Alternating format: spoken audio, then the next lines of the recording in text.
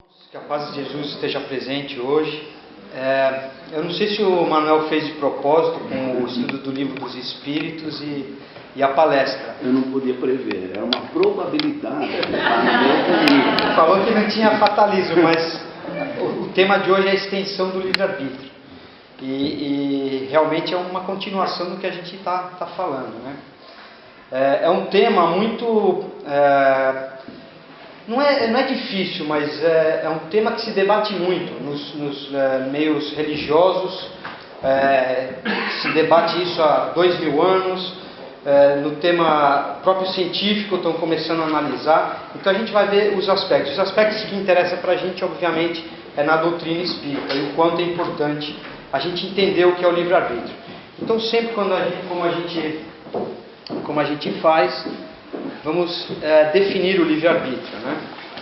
Então aqui diz que o livre-arbítrio é a faculdade que tem o indivíduo de determinar a sua própria conduta, ou em outras palavras, a possibilidade que ele tem de, entre duas ou mais razões suficientes de querer ou de agir, escolher uma delas e fazer que prevaleça sobre as outras. Está no Rodolfo Caligares, As Leis Morais. Tem o homem o livre-arbítrio de seus atos, pois que tem a liberdade de pensar, tem igualmente o de obrar. Sem o livre-arbítrio, o homem seria máquina. Então essa é uma definição, digamos assim, geral. Então livre-arbítrio é que a gente, digamos assim, é livre para fazer uma escolha, né? A gente tem esse potencial. A grande questão é quanto livre a gente é, né? Porque eu decido, eu vou subir aqui no teto e vou voar, porque eu quero voar, sabe? Eu tenho livre-arbítrio de querer voar. Então eu pego e me jogo. Aí tem uma coisa que chama a lei da gravidade, né? Que vai me lembrar que eu não posso voar. Então mesmo eu querendo, eu estou, digamos assim, limitado pela lei da gravidade, que eu não vou poder voar, né? Quem sabe um dia, quando a gente desenvolver superpoderes, a gente possa voar. Mas agora, no estado que eu estou agora, eu não posso voar. Então, vamos ver esse conceito de liberdade, né? Do dicionário da língua portuguesa, é a faculdade de cada um se decidir ou agir segundo a própria determinação. Poder de agir no seio de uma sociedade organizada, segundo a própria determinação, dentro dos limites impostos por normas definidas.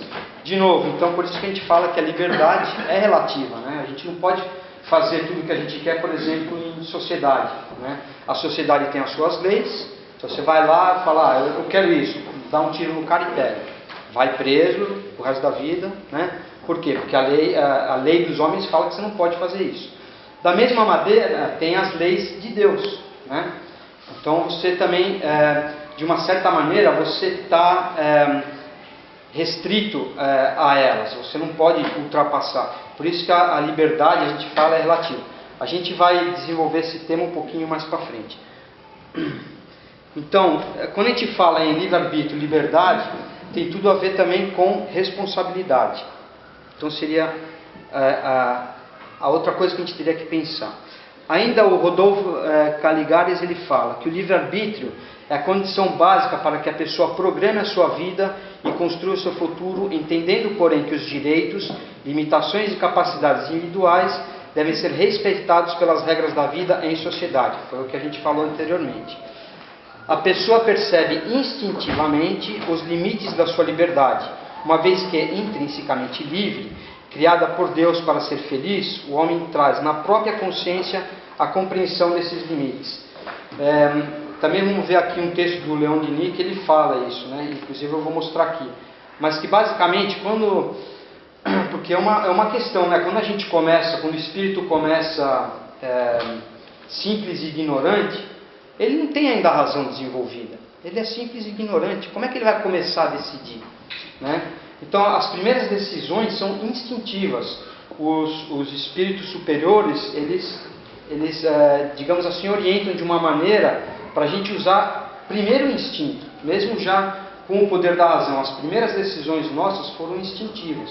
A partir daí começou a razão. A gente fez uma coisa, viu o resultado, aprendeu. E assim vai, através dos séculos, através dos milênios, até isso entrar no espírito. Continuando, então a relação entre liberdade e responsabilidade. A liberdade e a responsabilidade, esse é o texto do Leon Denis, no problema do ser, do destino e da dor. Eu sempre confundo as ordens, mas consegui. A liberdade e a responsabilidade são correlativas no ser e aumentam com sua elevação.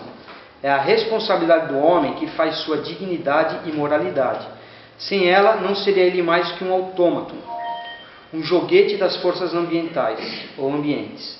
A noção de moralidade é inseparável da de liberdade. Interessante isso, né? A responsabilidade é estabelecida pelo testemunho da consciência que nos aprova ou censura, segundo a natureza de nossos atos. Eu pus aqui o remorso, porque quando a gente faz uma coisa que a gente não é consciente, e é um erro, porque a gente está contra as leis de Deus, o Leon Denis fala que a gente tem como um farol a guiar a gente. Mesmo fazendo uma coisa que a gente não está consciente que é o mal, a gente está, digamos assim, infringindo as leis de Deus. Então vai ter um mecanismo que isso vai causar no nosso espírito um remorso, porque depois a gente vai entender que aquilo é errado. Também vai entrar o que se diz no direito, né, os atenuantes e os agravantes. Então, ou seja, se você não sabia, é muito interessante, aqui funciona assim na Inglaterra, né? Se você faz uma infração no trânsito e você não sabia, o policial fala, e simpatais, mas toma lá 3 pontos e a multa, porque não saber não quer dizer que você não está errado. E é muito interessante, Deus é a mesma coisa, só que tem os atenuantes e os agravantes. Aquele que sabe mais, maior será a responsabilidade. Aquele que sabe menos, vai ter uns atenuantes, mas você vai ter que responder por aquilo também. Se a liberdade humana é restrita, está pelo menos em via de perfeito desenvolvimento, porque o progresso não é outra coisa mais do que a extensão do livre-arbítrio no indivíduo e na coletividade. Então aqui está a resposta do próprio tema, né? Qual a extensão do livre-arbítrio? É o progresso. A gente tem um livre-arbítrio exatamente como um mecanismo para poder progredir. Tudo no universo está em movimento. A Terra está em movimento, a galáxia está em movimento, até o universo está tudo em movimento, em expansão. Tudo está em movimento, nada está parado. A nossa própria evolução também é movimento. Por isso que a gente estava estudando aqui hoje também, nada é determinístico. A gente está mudando o nosso futuro a toda hora, a todo momento. Cada vez que a gente toma uma decisão, a gente está mudando o nosso futuro. Então, às vezes é melhor tomar uma decisão errada do que não tomar uma decisão. Porque quando você toma errada naquele intuito de querer fazer uma coisa boa, só que dá errado, você aprendeu uma lição. Os erros, às vezes, também são grandes mestres, né? A gente aprende. Então, tudo está nesse movimento, nessa dinâmica, né? E o livre-arbítrio faz parte disso. Ele nos impulsiona para a nossa evolução. Então, juntando tudo isso de liberdade e responsabilidade, quanto mais evoluído o espírito, mais responsabilidade ele vai ter. Tem não sei se vocês gostam do Star Trek, o Jornada nas Estrelas, as várias séries, né? Quando eles passam em algum planeta que tem uma humanidade mais primitiva, tem a diretriz lá do comando estelar que eles falam, não pode interferir, porque a gente está num nível de evolução muito grande e eles estão começando. Então não seria justo a gente ir lá e ensinar as coisas que eles ainda não têm capacidade de assimilar. Eu sempre achei isso muito interessante, né? E talvez seja a resposta de por que ainda não foi feito o contato dos ETs com a gente. Porque eles estão muito lá na frente, né? E eles só estão vendo ali. O dia que a gente tiver um pouquinho mais a moral desenvolvida, quem sabe eles fazem o contato também. Então, você toma alguma coisa para ser feliz? Sim, decisões. Essa é a tônica, né, do livre-arbítrio. O direito natural de liberdade está atrelado ao de responsabilidade, como a gente falou. Ou seja, quanto mais livre é o indivíduo, mais responsável ele é. A responsabilidade produz o amadurecimento de espírito ao longo das experiências vividas nos planos material e espiritual. As noções de responsabilidade são observadas inicialmente no cumprimento dos deveres sociais e morais, para consigo mesmo e para com o próximo em geral. À medida que aprende a associar as noções de liberdade e responsabilidade, a pessoa melhor exercita o seu livre-arbítrio, sendo impulsionada por um sentimento superior que lhe permite desenvolver ações de amor ao próximo. Olha que legal, né? Então, de acordo com o nosso nível evolutivo, a gente vai ter uma certa responsabilidade. E quanto mais consciente a gente for disso, maior serão as responsabilidades. Mas também maior vai ser o prazer, porque quando a gente adquire já um certo nível, a gente vai ter a felicidade que a gente vai buscar no servir e no ajudar os outros, né? Ou seja, os outros que ainda não estão no teu nível, né? A evolução sempre começa a gente sempre desenvolve no intelectual, para depois ir para o moral. Essa é a ordem. Não dá para você desenvolver moralmente sem você primeiro desenvolver intelectualmente, pelo menos no começo, né? Depois você pode ir desenvolvendo os dois mais ou menos ao mesmo tempo. E só que quando você desenvolve o intelectual, tem vários sintomas que a gente pode cair em erro, né? E é muito fácil a gente constatar isso quando a gente aprende alguma coisa. Ele fala, agora eu entendi, olha que fácil e tal. Aí vem outra pessoa e fala, como é que é isso? Aí você fala, pô, mas você é burro, você não sabe. Né? Então o que fez aquele conhecimento? Ele exercitou o teu orgulho, né? A gente fica começando já a se achar superior porque a gente sabe uma coisa e o outro não sabe. Então também tem que vigiar isso, né? Por isso que primeiro é o intelectual saber lapidar esse intelectual para depois poder usar ele com um nível moral um pouco maior. Do Livro dos Espíritos, questão 845, que o Manuel está falando, na questão 800 e pouco a gente vai ver isso. Não podemos deixar de considerar, entretanto, que o processo de amadurecimento espiritual é gradual, estando diretamente subordinado à lei do esforço próprio, que a gente falou aqui, né? Vontade. A gente tem que ter a vontade. Não importa se você nasceu num meio que, sabe, vai estar cheio de bandido, ou se já estava mais ou menos programado, você escolheu nascer lá. Mas você tendo a vontade, você vai superar o meio, você vai superar as condições físicas. Os Espíritos nos falam, você pode superar tudo. Nada é determinístico. É mais difícil, lógico, mas não é determinístico, não é definitivo, não é fatalista. Nesse sentido, os orientadores espirituais nos esclarecem que as predisposições instintivas são as do espírito antes de encarnar. Conforme seja este mais ou menos adiantado, elas podem arrastá-lo à prática de atos repreensíveis, no que nos será secundado pelos espíritos que simpatizam com essas disposições. Não há, porém, arrastamento irresistível, uma vez que se tenha a vontade de resistir. É o que o colega disse hoje do cigarro, né? Você pode ter vindo com vícios de outras vidas, né? Vício da bebida, vício do sexo, vícios em geral. Mas como você já está melhorando, nessa vida você só veio com o vício do cigarro.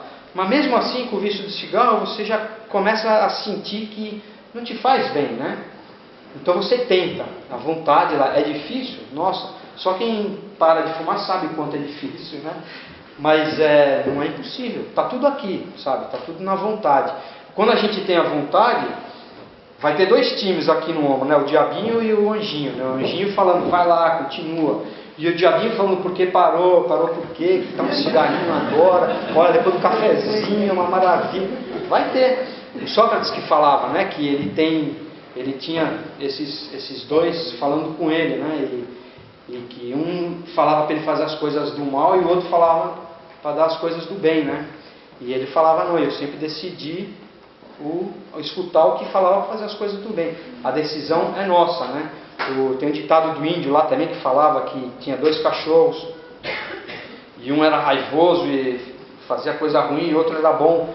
E aí ele falava, e qual que você pega, né? Qual que você cuida? Aí ele falou, eu alimento só o do bem. Então tá na gente, né? A gente sempre vai ter essa luta entre o bem e o mal. Essa é o que vai fazer a gente evoluir usando o nosso livre-arbítrio. Sempre vai ser uma escolha. Quanto mais evoluído, mais claro vai ser a escolha. Quanto menos evoluído, não é loteria, mas vai ser meio na tentativa e erro, né? A gente vai aprendendo. Então, o livre-arbítrio, né, isso aqui é tipo uma conclusão. O livre-arbítrio é, pois, a expansão da personalidade e da consciência.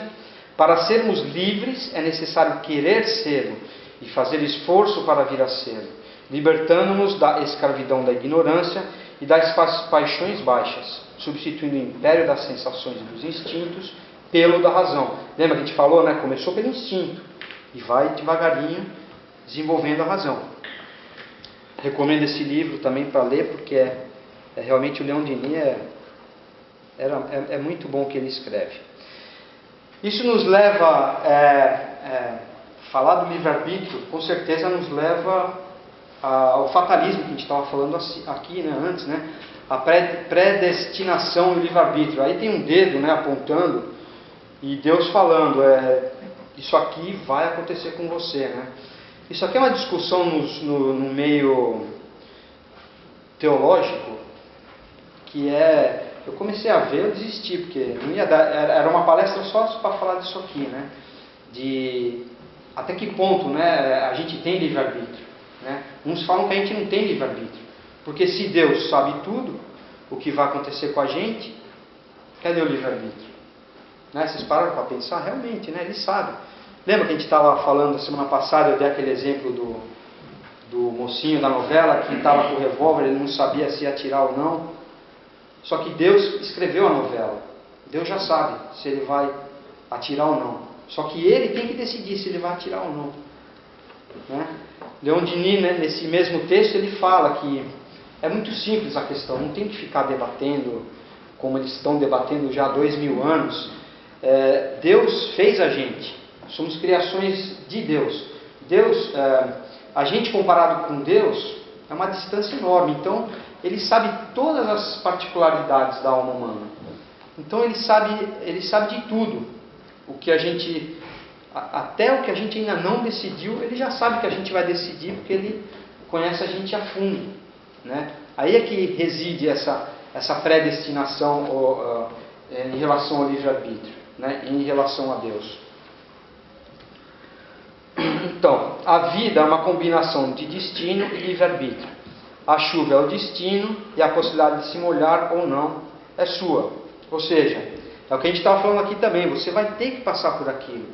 Né? É a matriz, digamos assim, né? É aquele cabeçalho. Né? Mas o como, tá? É a gente que vai fazer. Né? E quando a gente começa a pensar assim, um mundo de possibilidades se abre, otimista, porque o que a gente quer pra gente?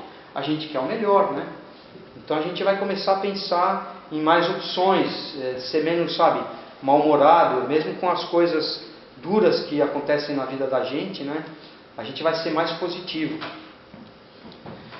Então, outra coisa que vem muito com o tema do livre-arbítrio, né, é as decisões no mundo espiritual do livre-arbítrio, que a gente está falando aqui no estudo hoje também, que a gente escolhe as provas que a gente vai ter quando a gente veio.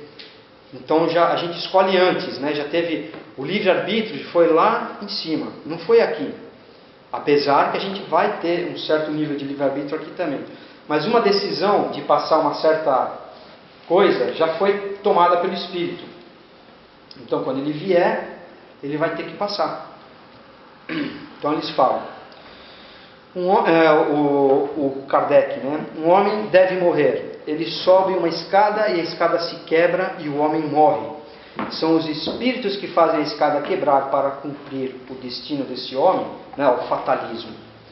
Então, os espíritos falam. No exemplo acima, a escada se rompe porque ela está carcomida ou não bastante forte para suportar o peso do homem. Se esse homem escolheu como prova, ou seja, antes dele nascer, passar por essa prova, se esse homem escolheu como prova perecer dessa maneira, formando uma espécie de destino, eles lhe inspirarão o pensamento de subir por essa escada, que deverá se romper sob seu peso, e sua morte terá lugar por um efeito natural, sem que seja necessário fazer um milagre para isso. Ou seja, a causa está lá, a escada carcomida, a escada velha que ele subiu, né? Só que a decisão já foi feita antes, né? E aí você fala, Puxa vida, então até que ponto esse livre-arbítrio? Né? Não, livre-arbítrio você tem